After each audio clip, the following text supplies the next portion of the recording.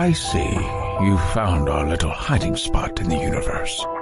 Don't get too comfortable. This is a place where you will find those with an experience that's out of this world, or possibly deep within your life. I welcome you to the Oracles with James Tyson. Lean forward and listen. We will pull you into a supernatural journey with guests from around the world, each one experiencing some of the most extraordinary phenomena this wee planet has to offer. Now, here are the Oracles with James Tyson. Thank you, Liam, and thank you, listener, for tuning into this episode of the Oracles with James Tyson. I am James Tyson. Today I bring you William Stickevers. He's an astrologer who's been doing this since about 1988, pretty much full-time, giving consultations, astrological consultations to his clients. He's got a broad scope of political, economic, psychological, spiritual, and metaphysical knowledge. If you go to his website, bounce over to williamstickevers.com, click on consultations, gives you a really broad list of the modalities he draws from in his consultation. We are going to talk about Horary astrology. We are going to talk a bit about medieval astrology. We're going to touch on that in the first hour. We are going to find out a little bit more about him and how he has developed his abilities over the last 30 plus years. He's out of Las Vegas, Nevada. You've probably heard him on shows such as Coast to Coast. He will come in and do astrology forecasts. He talks about events coming up, and right now he's very much out there wanting to talk to us about things such as financial meltdown that he sees in the future here globally, and why he sees it and what he bases that on. It's interesting. Astrology is interesting because it's based on a constant. It's funny that it isn't brought out into the mainstream as pure science, because it is based on something you can see happening.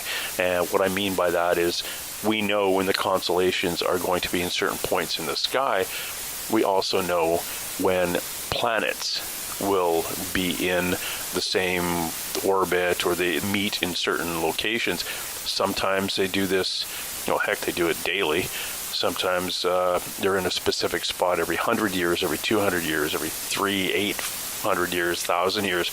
And we are going to talk about what's coming up, and especially in the next hour, we are going to talk about a thing called the Jupiter-Saturn-Pluto Alignment, which I believe is about an 800-year, or 500 or 800-year rotation that it comes up. And one of the things that is fascinating with that, just one event in history, if you were to go back each time this shows up, or those are in alignment, civilizations fall, like full on, like the Roman Empire, things like that. They crash, the Mongol Empire. So that's coming. Again, 2020, we're having another one of those events. Well, I shouldn't say we're not having an event. Maybe. The Jupiter-Saturn-Pluto alignment is coming. We are going to talk about the paradigm shift in 2007, financial meltdown in the U.S. in 2008, and how that is coming secular again. We're also going to talk about, in our last hour, the X event. Now, we're not going to be able to say this is what's going to happen. A meteor is going to hit us. The lights are going to go turned off. It's going to be earthquakes, fire, global war, nuclear. We can't say any of that. It's just that there is an X event coming, because over time, when the planets are in this alignment at this specific point, something big happens. And something big is coming. We've talked about it a lot. We'll also touch briefly on the U.S. federal election and President Trump's position in the disclosure of alien life and its activity around us. William Stickevers, great guy. He basically, through his system, explores possibilities about the future and how they can emerge from the present and weaving through our current secular trends. And that is geopolitical, that is weather, that is everything. And he looks at everything, even the mundane, from an astrological point of view. He is out of, I told you he was out of Vegas, originally out of New York. good Irishman. You can tell by his accent. Okay, I'm sure his family got to New York about 3 or 4 generations ago, because his accent's a little bit askew from the Irish. But very, very interesting gentleman. And I'm going to bring him out right now. William, how have you been? I've been doing great. Since the Soul Summit, I've been very, very busy with clients and doing many radio shows. I was on Coast to Coast just recently. And, it's just been so much going on. I've been posting quite a bit. I've been busy with my Patreon, which I started doing in early October. Just did my second show, going on to my third next week. So it's been pretty busy, pretty exciting. A lot of stuff happening in the world, pretty much matching up with a lot of the forecasts I made earlier this year. Yeah, when we talked to the Soul Summit, I know we didn't have a lot of time together. You're rushing around, but some of the stuff that you talked to me about was fascinating. And these are the things that you've been forecasting that is coming up. And just like when you were on the panel, like you weren't on a panel, you actually were doing a lecture, and I was on the panel and lecture. Yes. Yeah, it's fascinating. And we'll start off with, tell my listener what it is you do and what your title is. Well, I am a astrological consultant, and what I do is I work with people who want to get informed about what's going on with their life, what is likely to unfold over the coming time period. Many people who are in crisis, why they're in crisis, what strategies, what's helping them to reframe, and providing them strategies in terms of how to move forward. People come to me for financial advice. So people come to me for psychological or soul-searching advice, or people are going through transformational crises. People come to me when they need tactical advice on choosing between 2 universities for a master's program or PhD program. People come to me when they need to relocate. They just retired, and there's several different options. And with astrology and astrocartography and astrolocality, I can help them make a more informed decision going forward, depending on what their goals and where they're at in life. People call me about relationship issues, relationship problems, if it's possible to salvage their marriage that's been in crisis for a few years, or it's too late, or too little too late, or people who are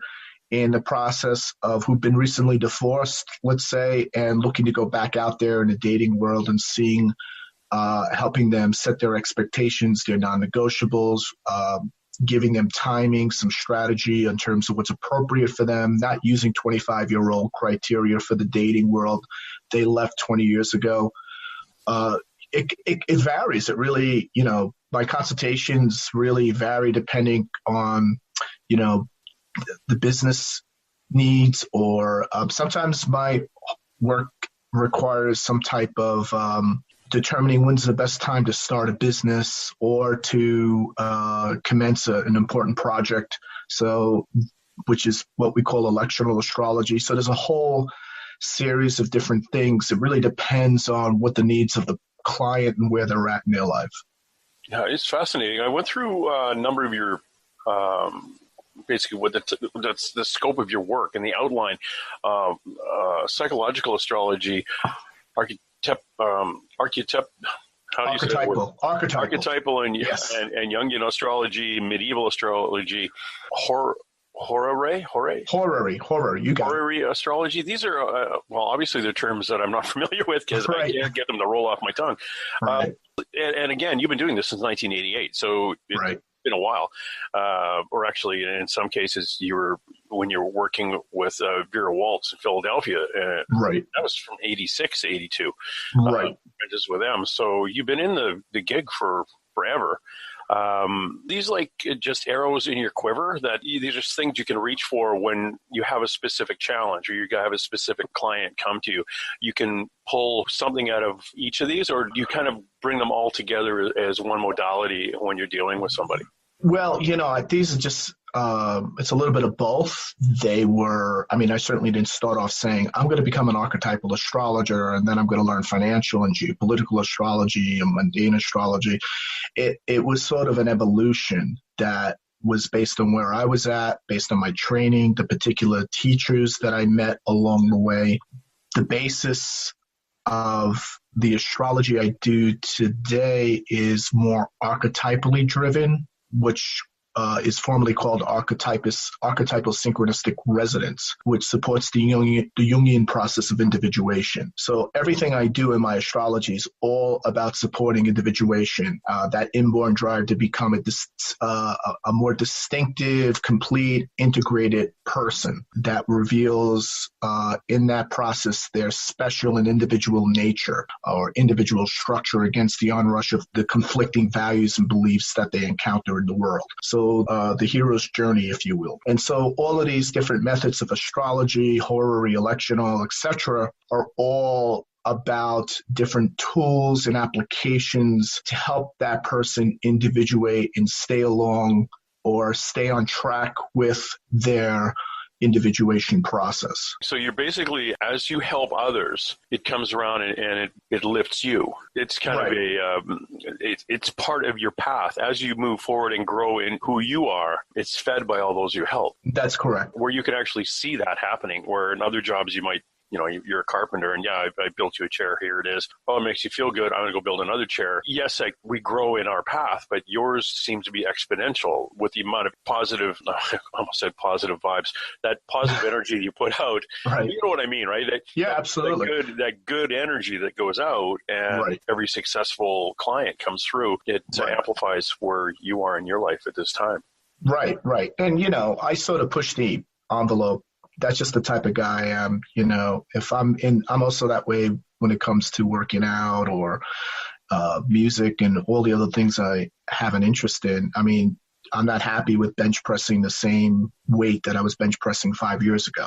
I'm always pushing to get a better result and increase the intensity, increase the depth, increase the quality, etc. So I apply that to my astrology. And I'm always trying to go deeper and broader with it. And because the demands, life is getting very, that's where we're going. We're in a massive paradigm shift, and the same old way of looking at the world or dealing with clients' issues or people's issues that worked 5 years ago is not going to work today. In your clients too, with that drive and with that work ethic when it comes to astrology, do you ever find that you'll create a chart for somebody and you think you're done on it and all of a sudden you rethink it and there's something else, go, crap, now I'm going to tweak this, I'm going to get a hold of my client and say, look, this just occurred or this has just come up and I've got to update that? Well, the software technology, I have a background in IT, in programming and infrastructure engineering. So fortunately, I had the software that will do all the heavy lifting, where back in the 80s, when I first started, you had to really do it all by hand. And it was a very arduous process. And of course, there would be a lot of oversight simply because most astrologers simply could look at 5 or 6, maybe 7 testimonies simultaneously before they would derive and make a judgment or an insight that they would articulate to a client, where the software today can project out 10 years using 720 criteria simultaneously and put it graphically on the screen and say that to a particular area of one's life. Like, this is one's love life. Okay, let's take a graph and look at their career arc. Let's look at this. Let's look at that. Let's look at your chart against 50 other people that you're considering hiring, right? You couldn't do that back in the day. So there's a lot less of that happening where you miss something along the way because of the technology. As you were explaining that to me, I'm picturing you doing a reading. What is it when you are setting a chart or getting ready, or when you have to actually feed into a computer, get through the system? What are the base points that you look at? Let's say a career, somebody wants to talk about their career. What is it what's data is inputted? Well, they give me their birth date, birth time, and birthplace based on their record of birth. So I need an exact time.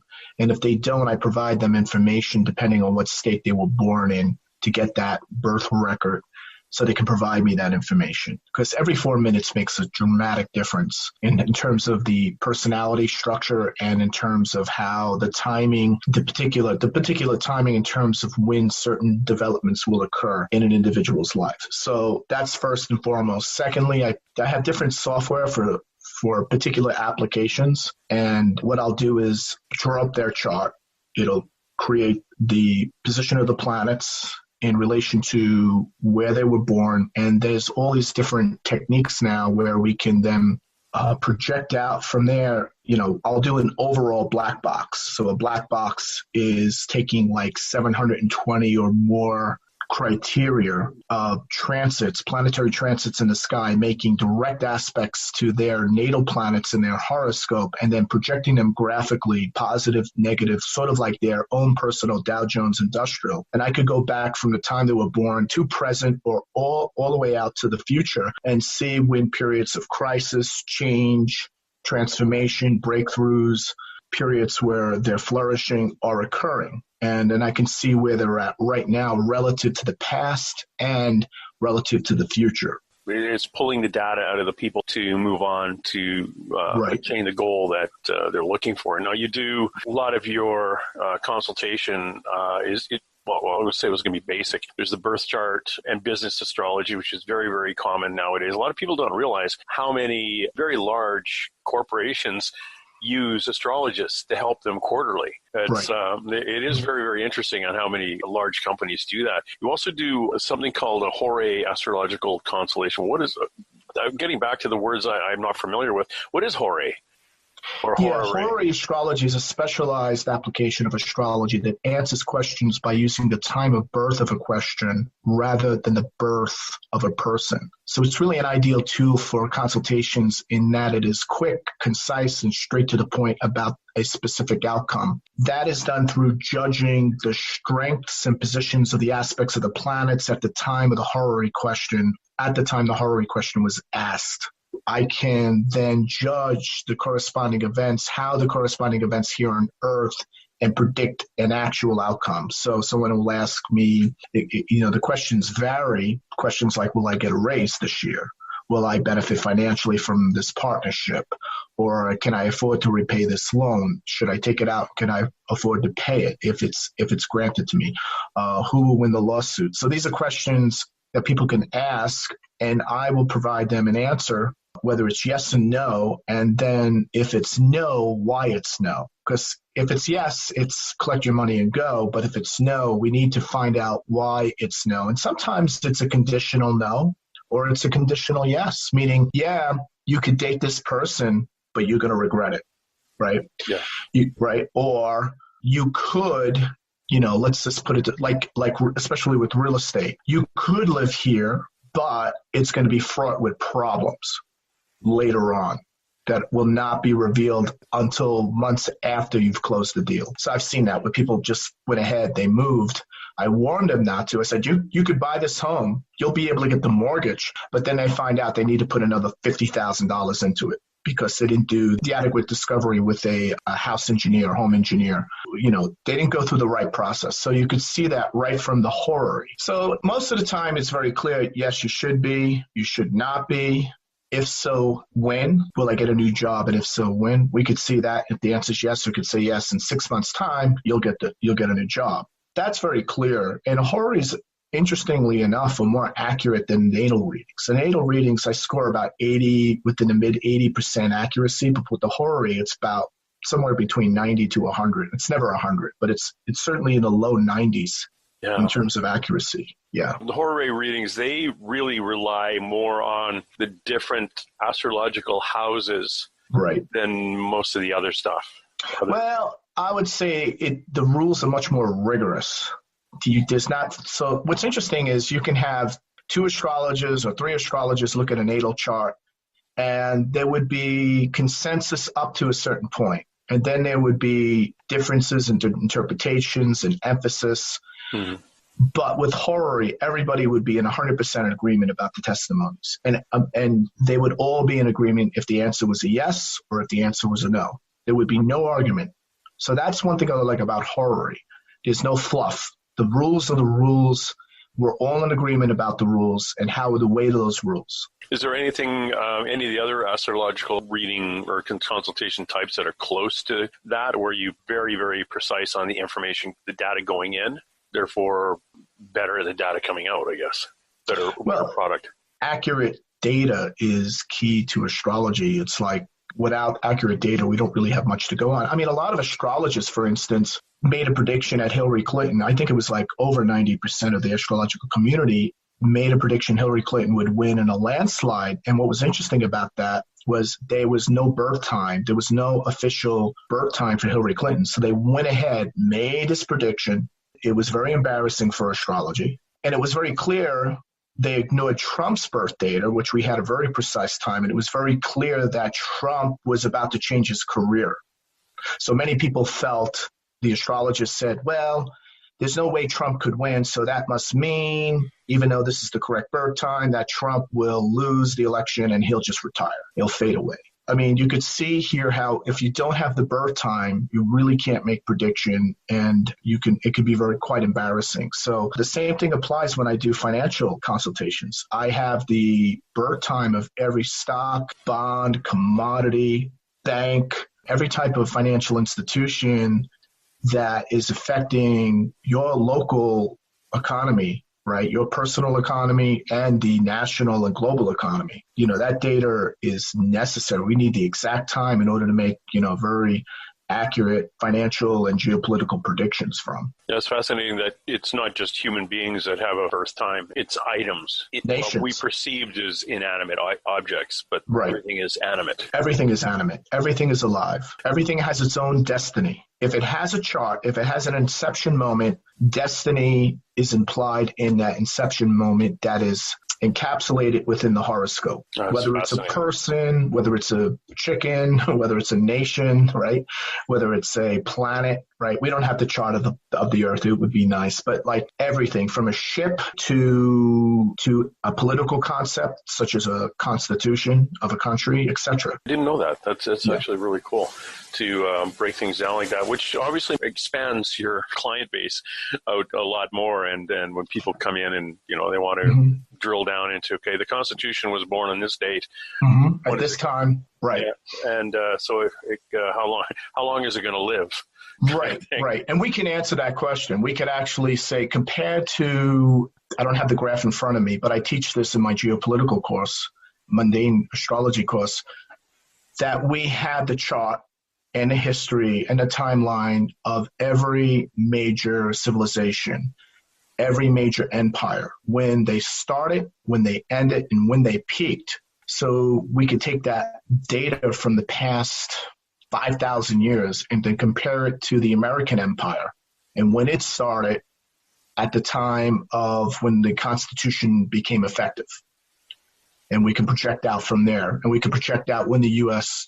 power will peak, etc. We're talking to William Stickevers. Go to his website, please, williamstickevers.com, and just follow along. Go to his consultations, go to the About section, and go to his consultations and see exactly the type of work that he's doing. Before we get on to what's coming up and what we can expect in the next little while in North America and globally, one of the things that I noticed kind of jumped out at me on one of the types of work you do is that you apprenticed with a medieval astrology and alchemist fellow, Robert Zoller. What is medieval astrology compared to what you do now? So medieval astrology is the type of astrology that developed after the collapse of the Roman Empire and what emerged through the medieval Dark Age just prior to the Renaissance, when Horary electional astrology became a true medieval science around the period of the High Middle Ages in 1250 AD. It's, I would say it predominates that period up to the Elizabethan worldview of the time of the early Renaissance. So it sort of blends in with a lot of Renaissance concepts. But it's a type of astrology that's very predictive. It's an astrology that's very structured, in a sense that fate and destiny are intertwined with each other, that based on one's chart, one could map out the particular periods in life when fate and destiny would intervene beyond the power of one's free will. Oh, interesting. Right. And I'm pretty sure during the Spanish Inquisition, a lot of those people went into hiding. Well, States. astrology endured through the Inquisition and endured through the scientific Enlightenment, which attempted to destroy astrology. Astrology went through a near-death experience between 1700 and 1870 when Western astrology at least, went almost completely out of existence until the Theosophical revival in New York and London happened in the late 1800s. I believe it started around 1870, 1873 in New York City, and that correlated with the spiritualist movement, right? Yeah. Yeah. So astrology made a big comeback, and it has been going ever since.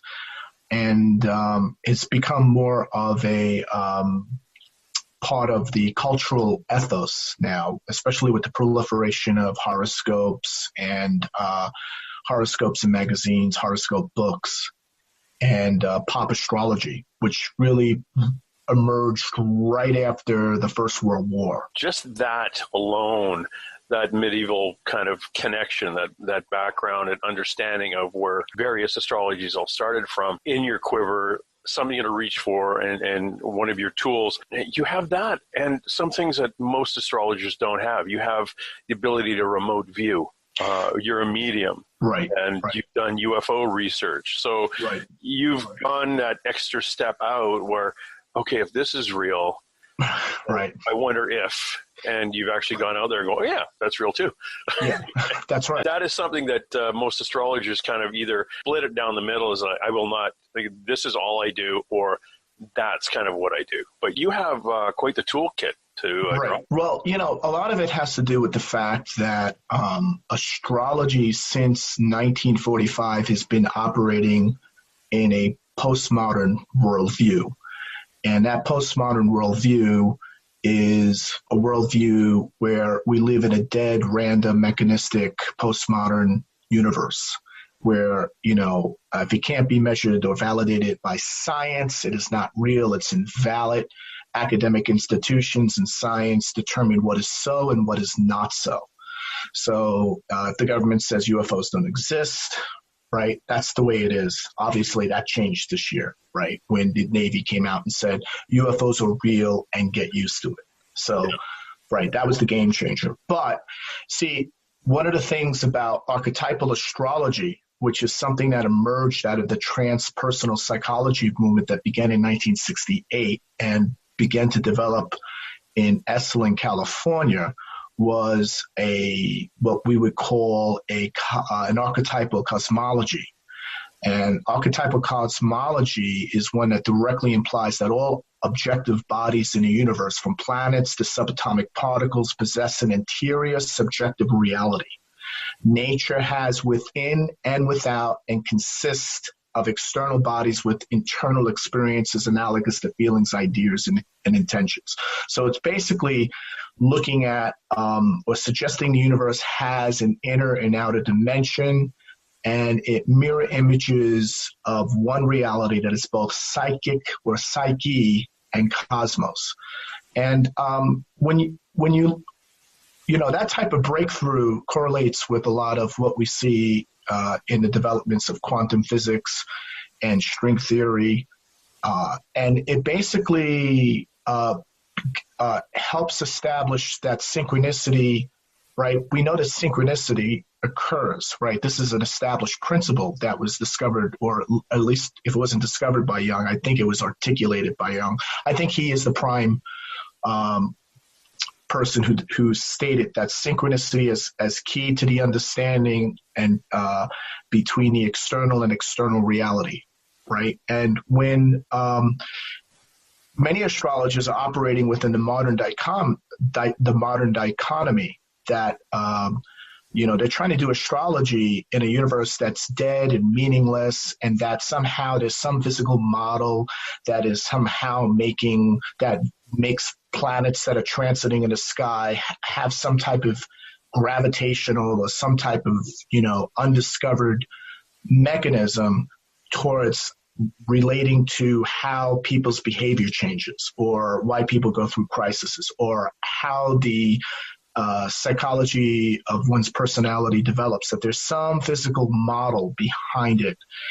Because that, again, is this postmodern world view that everything has to be scientific based on a mechanistic, materialistic, physical model of the universe, where the type of astrology or the type of worldview that came out of the transpersonal or archetypal cosmology, which archetypal astrology is a practice of, is living in a universe that's purposeful and evolving and sentient and a self-aware cosmos that we all participate, that we co-participate in the unfolding of our own evolution and the cosmos evolution.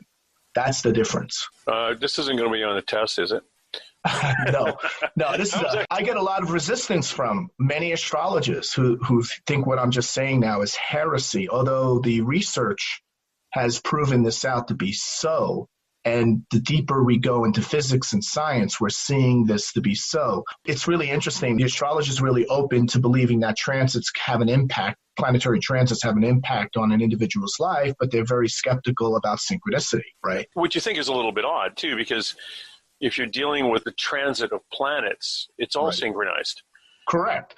But here's the problem. The moment you say you recognize the multidimensionality, a multivalent interdimensional variability, the planetary cycles are essentially archetypal patterns in human experience that are multifaceted, multidimensional, multivariant, co-participatory, right? In the evolving fate of an individual or a civilization, that completely destroys or goes against the scientific type of model that enables insurance companies to consider granting, that gives the green light to giving astrologers to get compensated, to get, like essentially what doing social workers do. So many astrologers, look, there was a big drive in the 70s and the 80s to do a lot of astrological research to prove out to the social sciences that this is a science. It works within a scientific model. There is some particular model, physical model behind this based on this postmodern worldview that can justify why people should be getting compensated through their insurance to go to an astrologer. But what I'm proposing to you, what we've been discussing completely is heresy and antagonistic to that type of worldview that we see so predominant today. Well, the other thing too is you then would bump into people's specific religious views too. If you get 7-day Adventists, what was I thinking? The fundamentalists. The Jehovah's Witnesses, they're like I don't want to talk about this. It's all woo woo. Which I grasp the term woo-woo. I respect. That is who I am. I'm a woo-woo person. But you get some real heavy-duty Christians that, nope, you can't. Astrology is irrelevant, and it's part of the devil and all this. Right. So you've got to get through them. They're working at my insurance company. I'm going to go get, hey, I want you to pay for my chart so I know what's going on. Or before I get my bank loan or my mortgage or my I want to get a loan for starting a business up, and my loans officer. And I say, look, I've actually got an astrology chart. Look at this chart. And he goes, well, the devil will get away from me because I'm right. You're running into that kind of culture shock too. Yeah, absolutely. So, astrology is very disruptive to many of the prevalent religious and materialistic scientific worldview models that many of our institutions and religions are based on. That's the problem. It's almost like a thorn in the side. But the good news is that a lot of the research in cosmology that's using experimental models that's being done all over the world is now proving out that we live essentially in an archetypal cosmology, that the universe is sentient, alive, growing, self-aware, forming and informing, shaping and determining and animating nature and individuals within and without at every level, seen and unseen, known and unknown, tangible and intangible. That's fascinating. Again, we're talking to William Stickevers. He is an astrologist. Please go to his website, williamstickevers.com. check out what he does, go to his About bio, book a consultation if you're interested. This is fascinating stuff. Yeah, again, let's go back to what's coming up. What is the future? You were very excited at the Soul Summit in Scottsdale and wanted to kind of pass on things that you had seen that are coming up for us, North America and globally. Can you shed some light on or give us a heads up on? What's coming up is we're going to reach this peak period where we're going to see a tremendous, well, we've already started. Let me go back here. So starting 2007, we began to transition into this new period, this new paradigm. A paradigm shift was emerging that correlated with the Uranus-Pluto alignment. And around that time in 2007 was the beginning of the global financial crisis. It just started and it went full-blown the following year in 2008. And it resulted in the Lehman shock and the Lehman financial meltdown, which almost basically destroyed the banking system as we understand it today. And then we saw all of the geopolitical turmoil as a result of that take place, right? So that has been unfolding and intensifying and accelerating. We've seen just let's list out some of the things that just occurred since this alignment went into effect in 2007 and will culminate and converge with another major alignment, which is the Jupiter-Saturn-Pluto triple alignment. So you have Uranus-Pluto square alignment, and then you have it peaking and converging in 2020 to 2021 with this triple alignment of Jupiter-Saturn-Pluto. And the last time we had that alignment, that combination, was the collapse of the medieval age. It was the collapse of the Islamic Caliphate, the Mongol Empire, the Chinese Empire.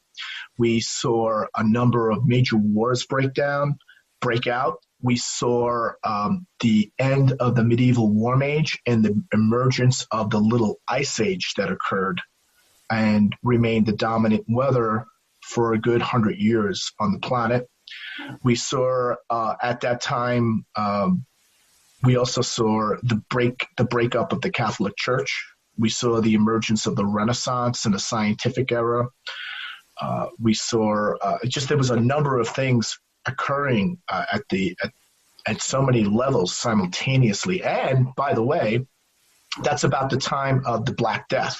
So the Black Death in around the late 1280s when this alignment occurred exactly. It's exactly 1284-85 was when it moved through Asia, killed 60% of the Asian population, and killed 50% of the European population, all within a span of 5 years.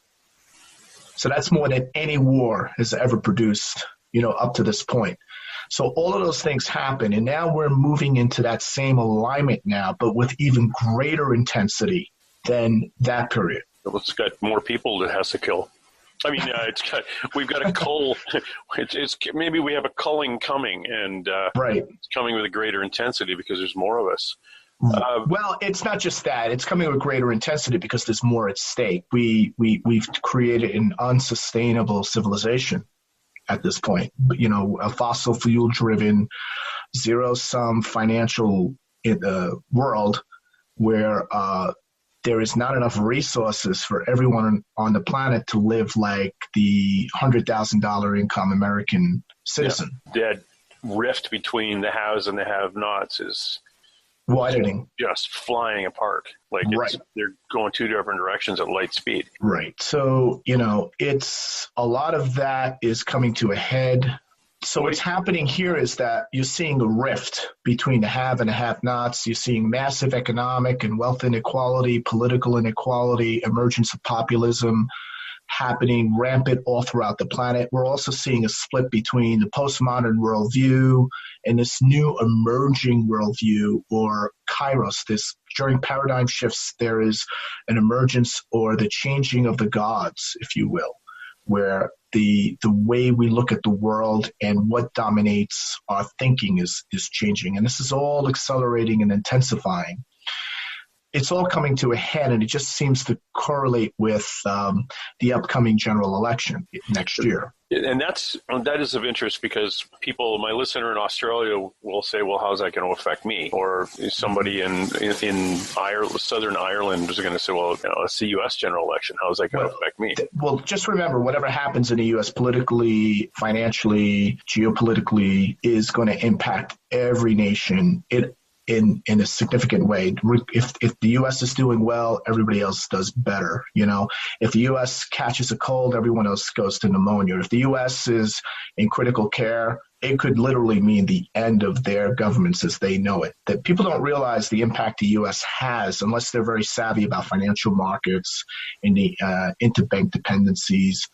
But I think the bigger thing is that even if they don't want to believe that, even though what I'm stating is true, but let's say they don't want to believe that, this Jupiter-Saturn-Pluto alignment is going to, this alignment is going to have direct impact on them individually and on their respective countries. And it's when the dust settles, this period will be considered one of the greatest importance of shaping world history.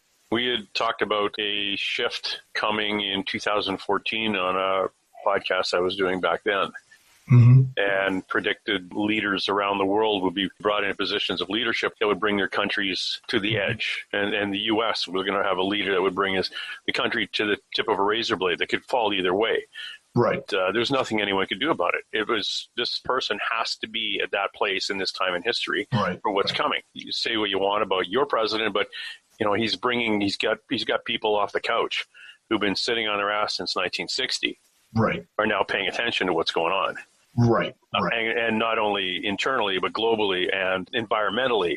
Rivers in Alaska that have been left alone and put under government protection are now being talked about, open pit mining, which will wipe out the salmon, which then will affect the orca. Well, basically environmental devastation, but no one had been talking about that before. Right. So we have an ecological crisis, environmental crisis. I see us moving to global cooling. I think the whole global warming thing is a scam. That's all about Agenda 21. All right. Hold on. What's Agenda 21? Agenda 21 is a UN agenda for access control. It's basically having sovereign control of nations through land rights, through implementing global policies that supersede national policies. It was something that Barack Obama was really behind very strongly. And since then, Trump has, basically obstructed the Agenda 21 initiative. So, when you look at the Jupiter-Saturn-Pluto conjunction, Trump very much, and the Uranus-Pluto conjunction, the Uranus-Pluto square combined with the Jupiter-Saturn-Pluto conjunction, you could see it's more likely Trump will continue to dominate as setting a narrative as we make this paradigm shift transition.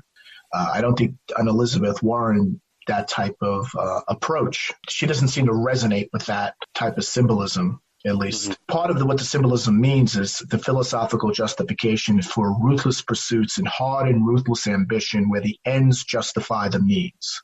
That doesn't sound like Elizabeth Warren. That sounds more like Donald Trump. Oh, yeah. Yeah, so if we're moving into that survival of the fittest modus operandi, where dominating the collective mindset, desiring to elevate oneself at the expense of others using unsavory and ruthless means, we're not looking at like socialist leadership that is looking to find consensus among the population. We're seeing a much more extreme type of leadership. But that type of leadership is a result of the type of crisis that's already begun. So where these type of leaders will have to do extreme things in order to assist some type of radical reconfiguration event. It's interesting. I had a lady, Marianne Morgan, who was Nancy Reagan's psychic, and a few other people.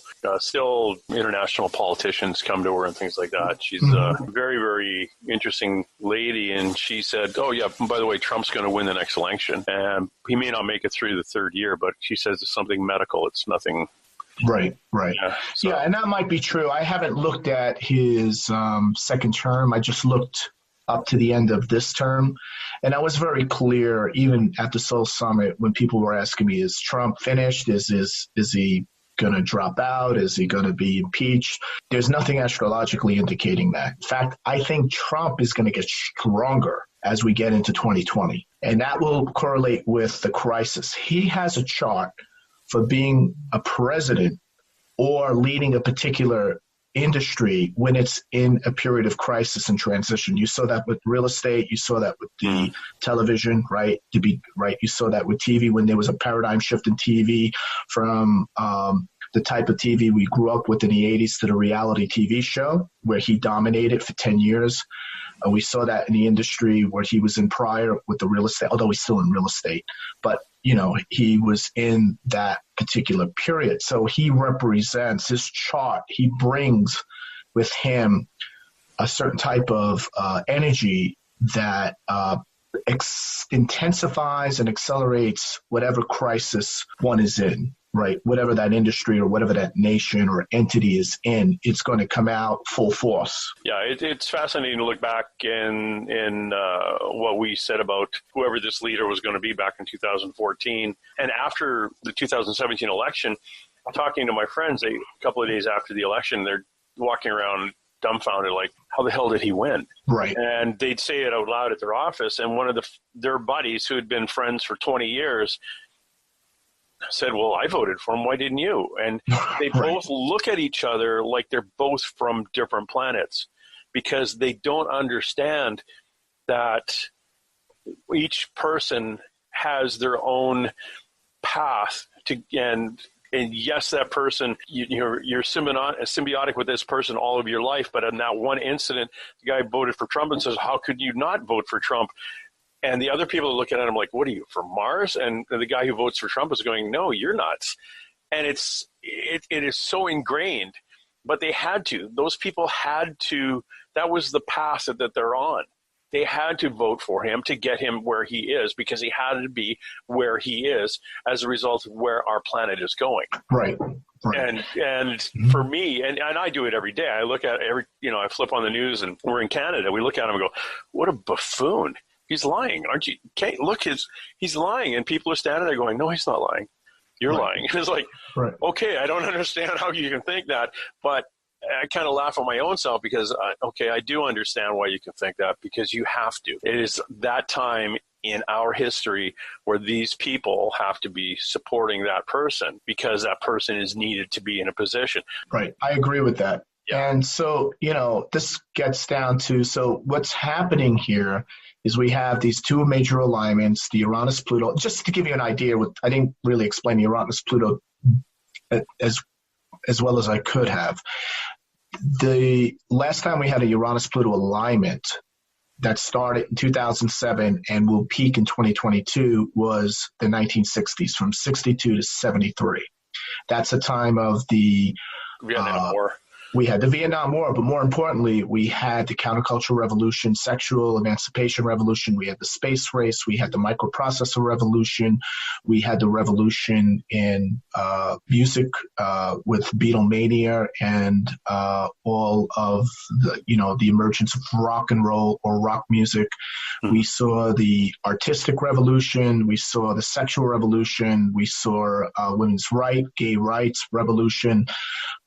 We saw the ecology revolution, the ecological awareness, Earth Day, all those type of Woodstock, all these type of events, the human being movement, all coming out of the U.S. at that, and to a lesser extent to England, although England was integral, but really the ground zero was happening in New York, California for these type of events that shaped the history of the planet. And also it was a time where there was disclosure or major events were happening with UFOs and where science fiction, like with Star Trek, went from being a fringe subject to mainstream due to the rise of color television, etc. So you had all these massive innovations occurring. So we saw revolutions in the 60s, like most of the colonies in Africa and Asia became independent. So there's tremendous populism. There was massive protests in America. in Europe, France. There was the Chinese Cultural Revolution with Mao. All of these were happening at the same time during this Uranus-Pluto alignment, and now we see it playing itself out again, like we saw back with the massive protests, the Arab Spring, where 27 nations went into revolution simultaneously in 2011. A lot of people forgot about that. We also saw the emergence of massive populist movements that came as a result of the collapse of the Lehman crisis, Occupy Wall Street, which was not just centered in New York, but throughout most of the Western world. We saw that protest really take off for a while. So we just saw, we saw the beginning of Donald Trump's rise to power. And not only that, we saw the emergence of the British exit, right? The British exit. We saw the massive populist movements occurring in Greece, in Italy, in France, all trying to break out of the euro now. So there's emergence of this geopolitical changes where we see the alliance of Russia and China again against the U.S. We see, and we're just seeing while Wall Street continues to make tremendous gains and made a full recovery, Wall Street Main Street, or the middle class person continues to deleverage 10 years in a row now. So people are worse off worldwide who were once middle class, who pretend they're middle class, right? While Wall Street, and we have an oligarchical elite, right? We have a bifurcated society, both in Europe, Canada, America, even China, even Asia, as a result of what happened as a result of this Uranus-Pluto alignment that impacted the world markets. And all of this is coming to a head when you have this Jupiter-Saturn-Pluto alignment, which happens, well over every 500 some odd years. When you were talking about the 60s, early 70s, what else was, I remember taking a political terrorism course in university, because if you want to be a terrorist in Canada, you needed the course.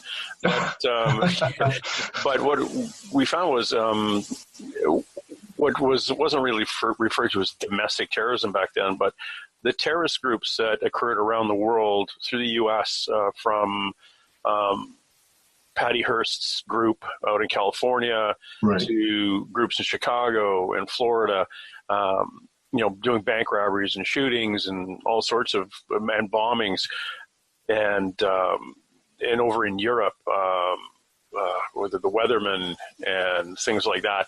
That was all. Those people grew up and kind of hit their stride in coming out of high school and going into college in the late 60s, and radicalized, and then all of a sudden hit the streets in the early 70s and started blowing stuff up. Right. Yeah. So we had a real that time when people look back and say, "Oh, this is all peace, love," kind of. That was the time of peace, love, and flower power, music, and flower power. And it was. There was a certain. Yeah, it was. It was both. But there was a really dark shadow there, yes, that when you point back at it, you say, "Oh, exactly the same time people were at Haight and Ashbury passing out flowers, they were blowing up stuff in Chicago." Oh, they were blowing up stuff even in San Francisco. In San Francisco, yeah. So, right. But we always want to gravitate back to the fluffy stuff as opposed to forget the negative. Of course. Well, there was a shadow period to the 60s too. Yeah. Right. And that's the radicalization of youth defiance that was happening on a mass scale. Now, these were kids who grew up in middle to upper middle class educated families. Right. This is right. Nobody saw that coming. So we're now seeing it emerge again powerfully with the millennials and the Gen Zers who are now coming to age, where they're becoming very radicalized. Because they can no longer participate in the type of economy that no longer rewards them for their level of education or efforts, right? They no longer buy cars. They don't buy cars. They don't buy homes. They need layaway for $200 items now. I mean, so you're seeing a radicalization, just like there was tune in, turn on, drop out, right? Fueled by LSD, you're going to see something new emerge probably next year, where you see massive youth defiance. So when I say youth, I'm talking 45 to 25. I'm not talking 18-year-olds, right? Or early 20-year-olds up to 45 revolting at a massive organized way, probably at first through the internet, if it's not already happening now, but in a bigger way. Yeah, it's not just going to be, it's going to be happening on the internet. That's where the action's going to be. Yeah, where you look back in the 60s, it happened on campus. Right. Flyers. Right. Or in music. Right. We don't have that type of social music anymore like we did back then. No, because it's all corporate controlled. It's all corporate controlled music. So the music of the 2020s is going to come through the internet. That's going to galvanize and radicalize and inspire the coming revolt. Amazing. We're talking to William Stickevers. Go to his website, williamstickevers.com. Check out what he does, his astrological work, and see if that is something you'd be interested in, and contact him through his website. Again, williamstickevers.com. William, what else do you see coming out there rolling at us? I did a presentation in September, because I wanted to do this presentation like in early January, February of next year, but for a number of serendipitous events, plus my remote viewing sessions, indicated to me that I couldn't wait any longer. I needed to come out and say it. So I did a 2-part presentation on the coming global transformational crisis. And that has to do primarily with the emergence of China as not just an economic competitor, but an emerging economic war and a Cold War that would emerge, called the Thucydides trap. So that was number one. That was the first part. What trap was it? Yeah, the Thucydides trap. Thucydides, Thucydides trap. And there's been 16 Thucydides trap scenarios since the Peloponnesian War. Out of the 16 times where the dominant world power was being challenged by an emerging world power, that dominant world power proactively went to war before that challenging world power could overtake it. So that happened 12 out of 16 times. So we are in the Thucydides trap window, where you see the rise of the red dragon. Where can America and China escape the Thucydides trap? And it looks like right now the answer is no, because in every Thucydides trap scenario, the country, when they went from a currency war to a trade war, within a short amount of time, that trade war turned into a Cold War and resulted in a hot war. That's what I see. Now, what's interesting is that every time we have seen these Thucydides wars or these Thucydides conflicts emerge, major astrological alignments were occurring in the sky. I mean, these were not something that would happen every few years, but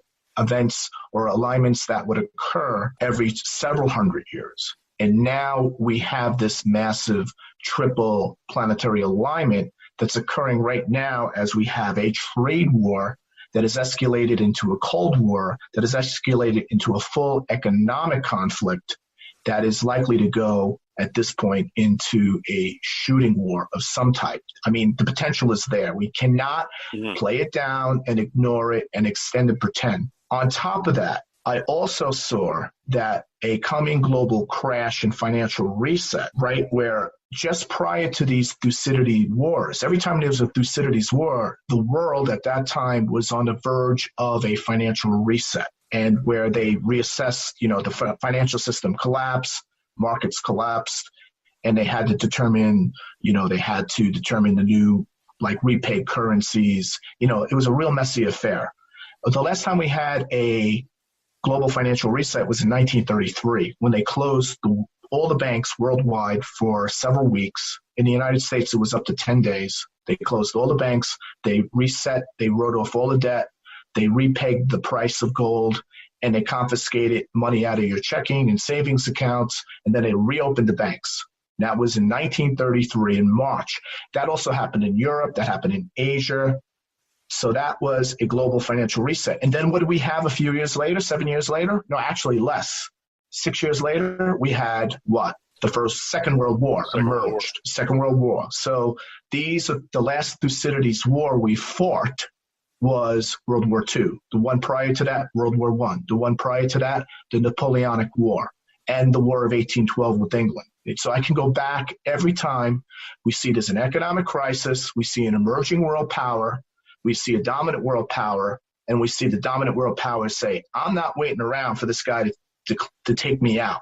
I'm going to hit him now while I'm still in a position, while I still have the advantage. And for people who don't think China can do anything, they've got a truck-mounted missile that is specifically designed to take out an aircraft carrier. Right. It's guided just like up into the atmosphere, down on top of the aircraft carrier, right, and gone. Well, I do address the fact that the U.S. has defenses for that weapon. I mean, one of the big... Oh, they have to, because, it's public. That thing went public, so you kind of have to look at it and go, yeah. Right. Well, every aircraft carrier, I know we're deviating from the point, but I just want to make this, a lot of these statements that come out, that China has this and the U.S. is defenseless. The U.S. is 6 generations, naval and air warfare, 6 generations ahead. So if they want to start a fight, they are really risking it's going to be an existential crisis for China if they decide to, go forward in a conflict. The U.S. aircraft carriers have task groups that are assigned to them, and they have tremendous amount of weapons, platforms, known defense systems, but they have more classified defense systems. So, I just want to point that out, that China is an emerging threat. Yes, theoretically, they could sink our carriers. Theoretically, they could strike the continental mainland. Theoretically, they could dominate the Pacific if they play that card. The question is the U.S. going to stand by and let that happen? And I just don't see Trump standing by and letting that happen. I just don't see that with the type of chalk he has. So I talked about this, and I have a webinar for those who are interested. It's a 2-part webinar. The first one is 3 hours. The second one's 4 hours. The first one is the rise of the red dragon. Can America and China escape the Thucydides trap? And part 2 is the coming global crash and financial reset. And could it happen again? And I state why it's likely to happen again. And just a couple weeks after I finished doing them, the repo markets, the interbanking lending, overnight lending, in order for banks to maintain liquidity, they lend money to each other. Okay?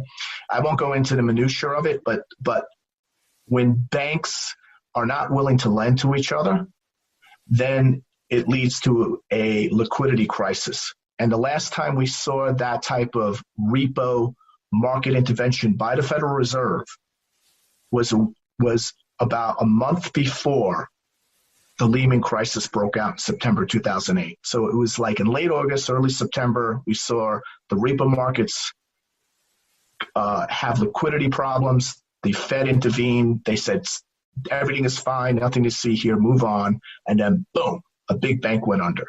We have been in a repo market liquidity crisis since September 17th. That's a few weeks after I finished. Actually, I did the coming global crash and financial reset on September 8th. So I said there would be an event that the Fed would claim it's fine, steady as it goes, nothing to see here, move on, sometime between now and Christmas. And that will be the moment. That will be your moment to put yourself in safe positions. That will be your moment to make sure you're ready for a crisis. And we are running out of time because many people aren't taking it seriously. I can bring down an entire company by buying stock in it. So I'd hate for you to say, hey, you should buy this one, James. And I'd buy it and wipe out the company. I've got a history of buying high and watching it disappear. And I just bought a new motorcycle and financed it, so that's good. So maybe the bank will go away and I'll get the motorcycle for free. Right. Because everyone will be too busy to repossess it. Well, I see a lot of this debt defaults coming and liquidation. Here's the thing. You got to remember, markets before the Lehman crisis in 2008, the recession started with massive Fed intervention in December 2007. And then everything seemed, the parties continued to carry on. And it was a lot of extend and pretending going on with the markets. While the smart money was selling massive amounts of stock and bonds, they were putting themselves in very safe positions. And we're seeing that happen now. In fact, there's a smart money index. The smart money index is moving faster into gold, into very safe assets, hard assets, more so than they were in September 2008. A friend of mine, actually, and the psychic I was talking about, Marianne Morgan, her son, they're friends of mine are buying silver. Like out of the blue, I'd be talking to somebody and they'd say, yeah, by the way, are you buying silver? Because I'm buying a lot of it. It's going to be up to hundreds of dollars an ounce. And I'm looking at it, I'm going, I heard that once before when those Texans bought it, right, up to about $90 an ounce before it crashed. But are you talking about like getting yourself in a position? Because I'd always be afraid to buy paper. No. If you don't own it, you don't hold it, right? If you don't hold it, you don't own it, right? Right. Vice versa. So here's the thing. The problem is that people still believe in the fiat currency model, but the issue is that they're not reporting what's really happening. If people understood the repo markets like I do, and I'm a quick learner, but I've spent a lot of time on this because when I saw the problem emerge, it's a very complex market to understand.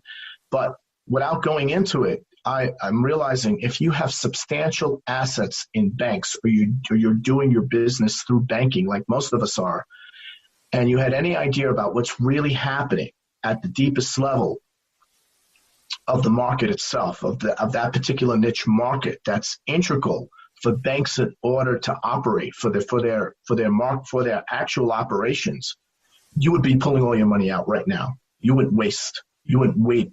You would not trust the Fed. Just for my listener, what is a repo market? It's short for repurchase market, for repurchase agreements, transactions, for collateral on short-term loans and things like that, correct? Right, correct. Yeah. So basically, what a lot of people think their money's safe. People say, well, William, I don't have to worry. My money's not in a checking account, safe account, bank account.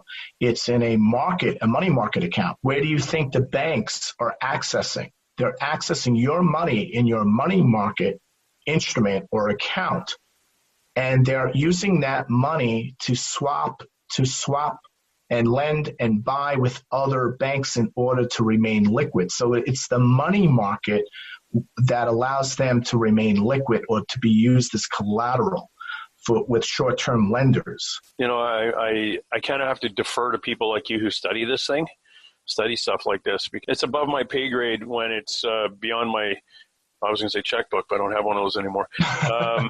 Good for you. When I look at when I open my bank app on my phone and go, I hope the internet never goes down because I won't have access to money anymore. So we've scared my listener about a possible threat of war. And now we've got a possible threat of global financial upheaval, right, and reset. Right. So what else can we screw them up with? There's more, but wait, there's more, and there is more. So all of these are symptoms of something even bigger happening, and that's called an X event. And X events are unexpected major events that change the course of history for the upcoming, or for that particular century, for that 100 years. And they're potent long-term global events. They have global long-term significance, and they often occur. They actually, since going back to the 400s, at the time of the sack of Rome during the Western Roman Empire, they occur during the second decade of each century. So if you have a new century, just go to the second decade, and you can be sure going back from the 20th century to 400 AD, there was a major X event that changed the course of history for that 100 years. If we go back just 100 years, you have World War I, August 4th, 1914. My birthday. That's right. Except a different year, but different year. Yeah. And if you go back another 100 years, June 24th, 1812, French invasion of Russia, Napoleonic Wars, and U.S. and Britain go at it again for the second time. America invades Canada, or attempts to. It was a big war, right? Then you go back another 100 years and you have a massive Jacobite rebellion in England where the British crown was almost overthrown. Yeah. The Brits don't talk about that too much. But at the height of the empire was a massive, an attempted revolution. There was other things going on as well. Go back another 100 years, right? And you had the 100 Years' War break out in 1415. Go back another 100 years, you have Scotland's de facto independence. Go back another 100 years to 1215, you have the Magna Carta. Go back another 100 years, the Knights Templar are founded. Go back another 100 years, the Vikings in 1013 successfully invade England and Europe. Go back another 100 years, the Kingdom of Germany, and that was the emergence of the Holy Roman Empire. Go back another 100 years, Charlemagne comes to power and he unites Western Europe. Go back another 100 years, you have the Muslims take the Visigoth kingdom. So you have the Crusades, the actual jihad begins in 711 AD. On August 30th, 711. Go back another 100 years, you have the Tang Dynasty in China, the first great Chinese empire emerge. Go back another 100 years, you have the Justinian dynasty begins in Europe, and then go back to 410 was when the Roman Empire collapses on August 24th, 410. So it's the second decade of each century, and we are overdue for an X event. And by the way, we look at the astrology, and it was massive alignments each time in that second decade of that new century. And when they aligned up the most, when you had 3 or more alignments occurring, which we're going to have very soon, towards the end of this year, a major X event, an unexpected black swan geopolitical event that have massive historical ramifications for the forthcoming 100 years or became the landmark dominating seminal event for that century occurred. And pay attention to the month of August. It seems to pounce up a lot. August, September, what is it? July, August, September. Well, a lot of those things kind of kick off around there. Yeah, what I'm looking at here is I see August come up. I also see a lot of October, Novembers. Yeah. So it's August through November. Yeah, and November, and in the woo-woo community here, the veil between us and them thins globally October, November. That's correct, yeah. As well as that 3 to 4:30 in the morning on wherever time zone you're in as that travels around, as our Earth travels around the sun. Some of the prediction, so this is why I'm not conservative on saying, well, Elizabeth Warren's going to win. We'll go back to the old policies, studies as it goes. It's all going to be cool, fine, relax, nothing to see here. No, I actually think we're going to enter the crisis. We're already in a crisis, but it's going to go full blown. And, when we talk about World War III or some type of U.S. constitutional crisis or the U.S. dollar, world reserve currency collapses, or disclosure of the extraterrestrial presence on Earth, or derivative market meltdown, or sovereign debt implosion, or large-scale regional war in the Middle East, or large-scale regional war in Asia. All of these things are now on the table. They have to be discussed. We cannot extend and pretend and live in our fantasy bubble world that the old days are coming back. That's not going to happen. We're in the twilight zone. Mm-hmm. We're through the looking glass, and we have to realize that we're in a period of massive civilization paradigm shift transition. The shift is coming. We described it in 2014 as the Earth itself is saying, look, you either start living with the Earth or again and not off of the Earth, or things are going to happen. And one of the things was the political change and getting us almost dividing whatever countries in two, or having 2 different ideological viewpoints really becoming strong within people, getting them prepared in the event of an event they have no problem going to war against each other. Right. And we were given I always say we were given an example of what could happen by severe weather hitting Puerto Rico. Clean Puerto Rico out, there's no electricity. So you can't go to the bank, get your money out, you can't use your credit card, you can't use your debit card. How are you going to eat? How are you going to feed your family? So for a month, well, probably over a month and a half, people had to barter and negotiate and get to know their neighbors more and help each other out. That happened globally. If we had another electric fart like we did back in 1859 with a solar flare knocking out all the power, how are we going to get along? If that doesn't get us working together, then more severe weather, then a political uprising or a war or something. And if that doesn't get our attention, then we're going to end up losing like the Pacific coast or something, some horrific geological event. What do you think about stuff like that? Well, I think they're just going to be par for the course. I think they're not going to be the big thing. I think none of those things are going to be what's coming. I think what's coming is even bigger than that. I don't think the Pacific coast is going to go into the ocean, but you could have the big earth, the big one come hit in California. That's certainly a possibility. You could have a number of geological seismic events, volcanic events occur. You could see a convergence of a number of these geological events that create an ecological crisis and massive crop failures. But I don't think that's it. They're just going to be symptomatic of the collective change, the change in the collective psyche of civilization. And it's all about moving us out of a type 0 civilization to a type 1 civilization.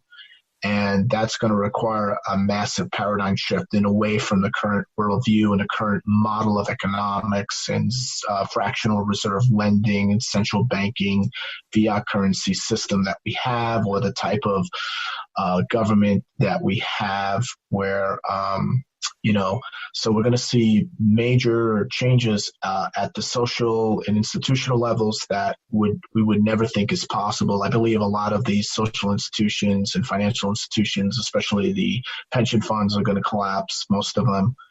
A lot of the systems where that have been mismanaged by government, a lot of the social systems are going to collapse too. So that's all symptomatic of the major shift that's going on to getting us where we need to go as a civilization, ultimately as a global civilization. Mm-hmm. And as a result, people are going through crises. They're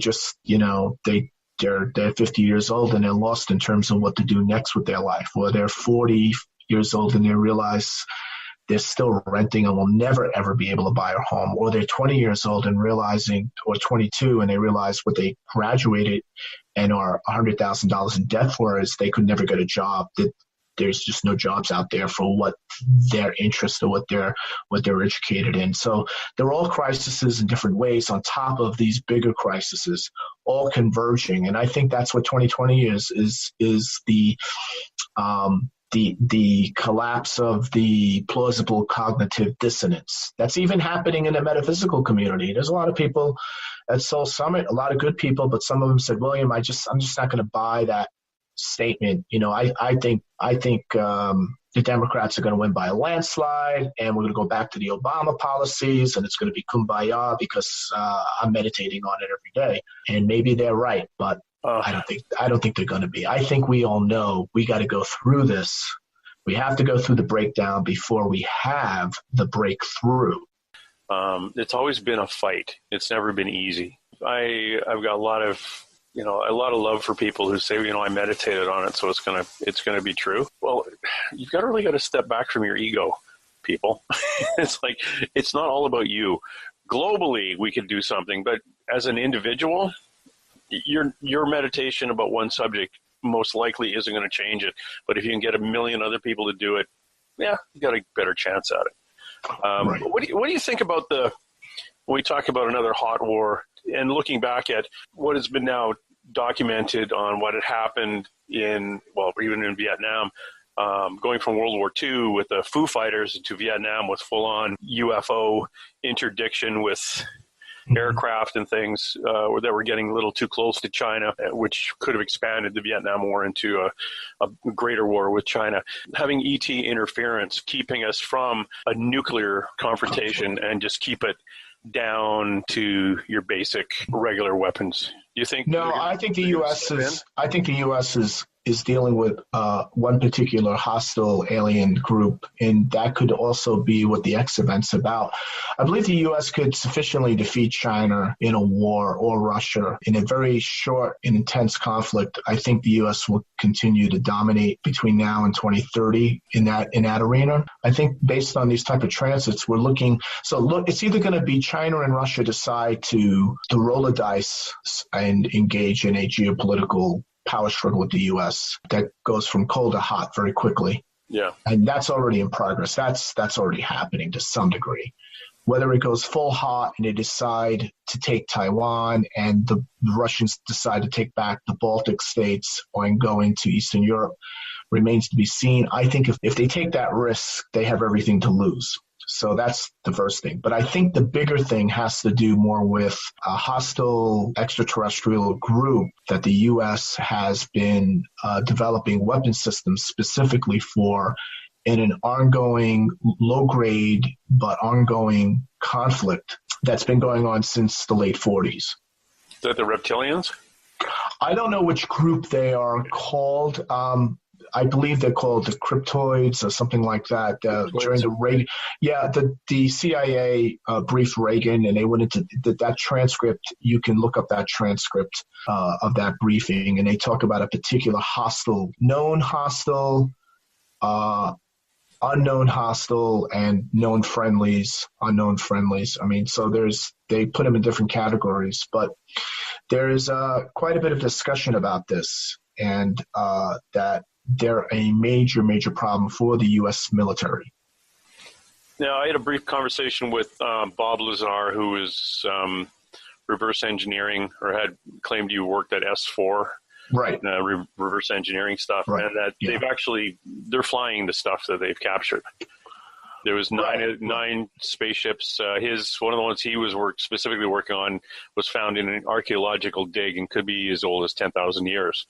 But they were working on the fueling system, the power system, and they figured out how they worked. Right. But they actually flew them. And he and his buddies would go down to a lake. It wasn't Groom Lake. It was another lake, and they'd literally take a case of beer and watch these things fly around. Right. I don't live too far away from where they were watching those vehicles fly. So I know quite a bit about that story, and I believe all of that is true based on not just his testimony, but others as well, and certain revelations that's come out since. But I think it's way beyond that. I believe the United States has a super secret military space program that is generations ahead of what we see in the public sector. The public space program, NASA, is, not even remotely close to what they have. Mm-hmm. And I believe Trump is going to be moving forward with disclosing this because of the plausible deniability cannot be contained much longer, because it's quite likely that this crisis or this conflict can go full-blown next year or in the early 2020s. It's quite possible. Now, I'm not saying this is definitive. How? Because there's a certain indeterminacy with astrology. We know there's going to be a crisis. We know the nature. We happen to know which horoscopes will be hit, of charts, of nations, of leaders, of individuals, of corporations, etc. And we're going to see a reactivation of the Roswell chart. We have the moment when the Roswell crash occurred, etc. But we don't know exactly, unfortunately, and that's where the remote viewing comes in. And we can do a remote views on what will be the dominant narrative for 2020, 2021. We could do a remote viewing on that. And that's what I'm working now on, to get down to making more definitive statements. But I believe everything we've discussed thus far is on the table and in the realm of possibility. Events that are highly improbable are now very possible as we get closer to 2020. Talking to William Stickevers, go to his website, williamstickevers.com. See the types of things he does. Check out some of the other interviews. We'll look at I guess they're under events. Check his event calendar out. You'll see that his coast-to-coast interviews, the types of the Soul Summit in Scottsdale. And he's got a panel he's been on. He's out in New York in 2020, January 3rd, 2020, for New York Open Center Inspired Learning. And it's interesting. You've been there a couple of years, have you? Yes. Yeah, the New York Open Center, I'll be speaking on January. January 3rd, yep. January 3rd, yeah, you got the event. Right. Yeah. Okay, so I'll be speaking with a prediction panel. There'll be a number of other astrologers such as Gary Christian, Jenny Lynch, Marcia Miller, Steve Spear, as well as myself, being moderated by Alan Steinfeld. And he's very much he's very much one of the leading commentators and activists in the UFO community.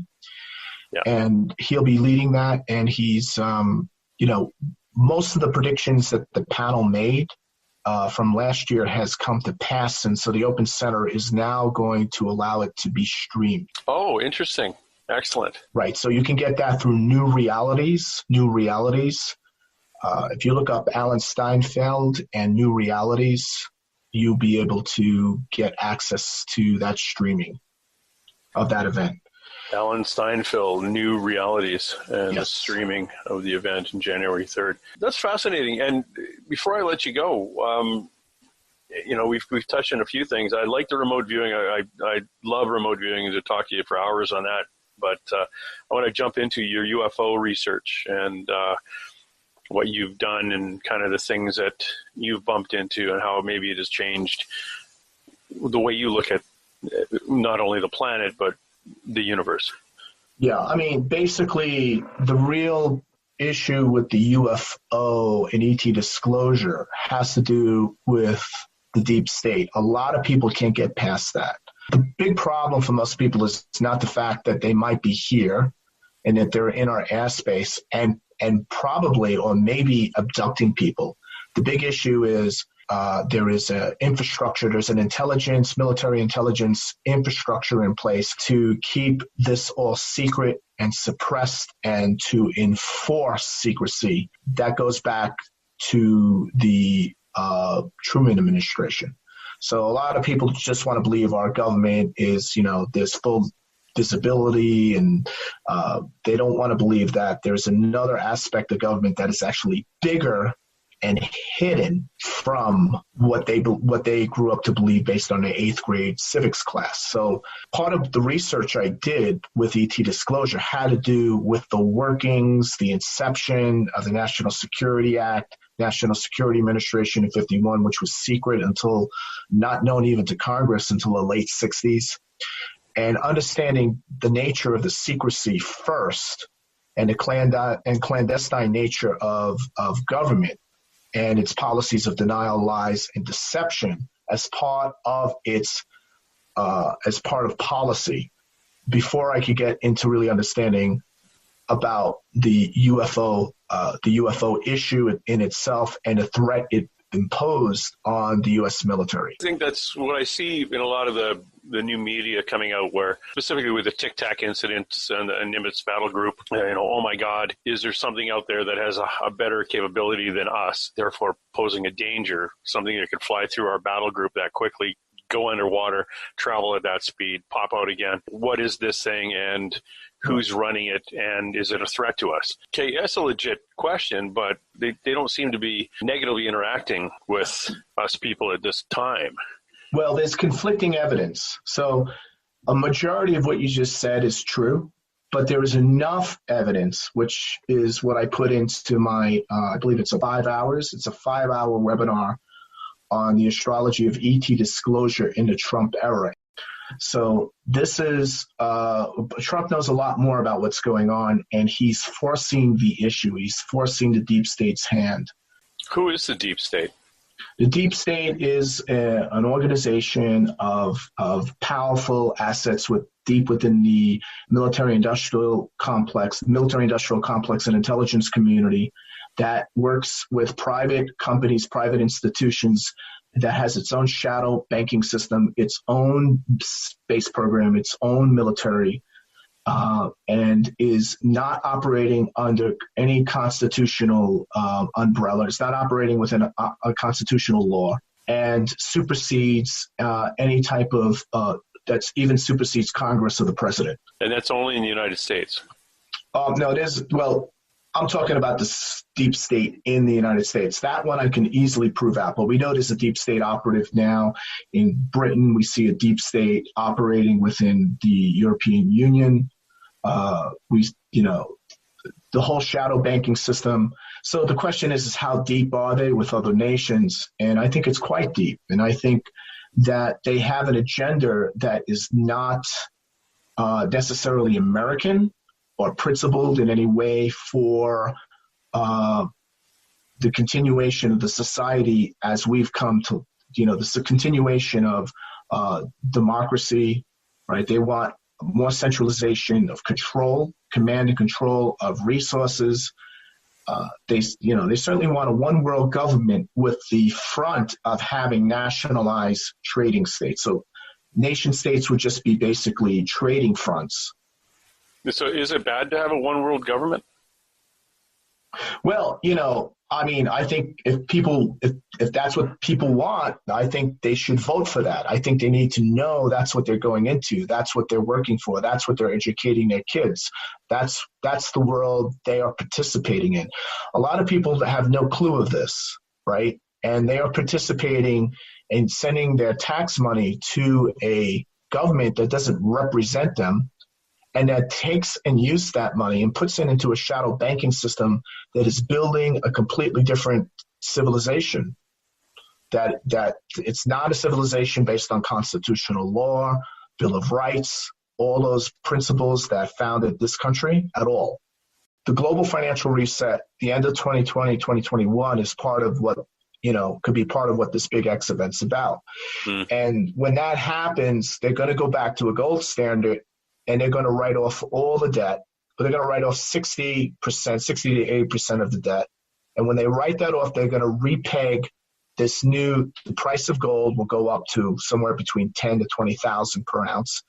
And it will be marked and benchmarked or pegged against a new global currency, which will not be the US dollar.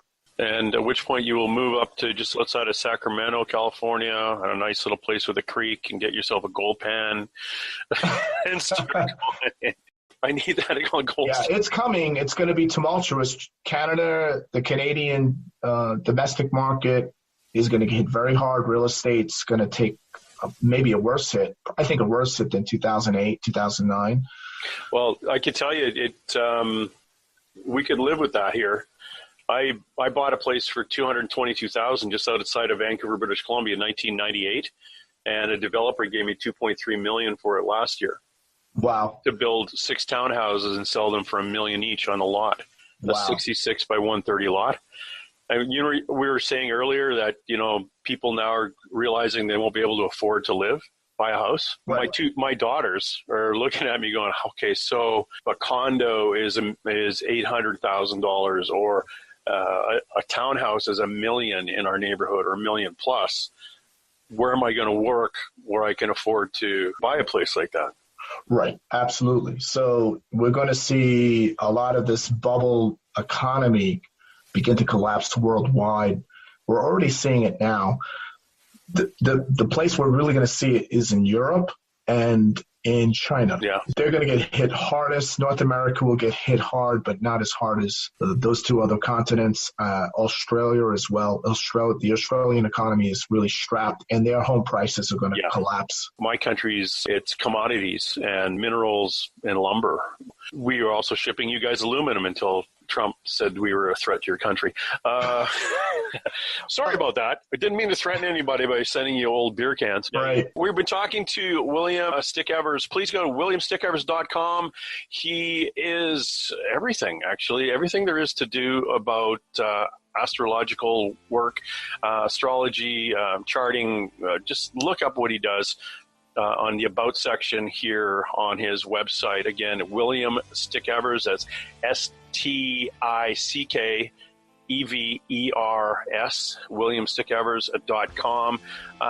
See, check him out, the events. Just Google him and you'll find some other interviews.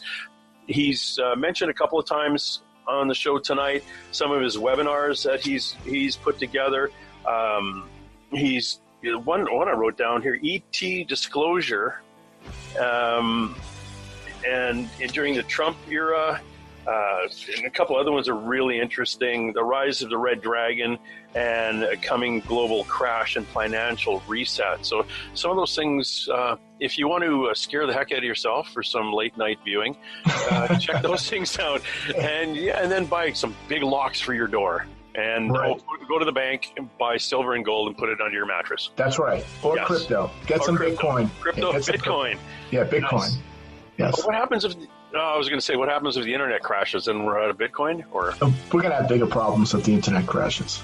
Yeah, that's what I used to tell people about, if I register my gun, the government's going to come and take it from me. And I'm like, if the government was going door to door taking people's guns, you have way bigger problems in your country. Exactly. And something is led through a very small minority of the population being assigned to go to the majority of the population and take firearms away. Something's really screwed up in your country. And hey. Let's be careful out there. On through the hay.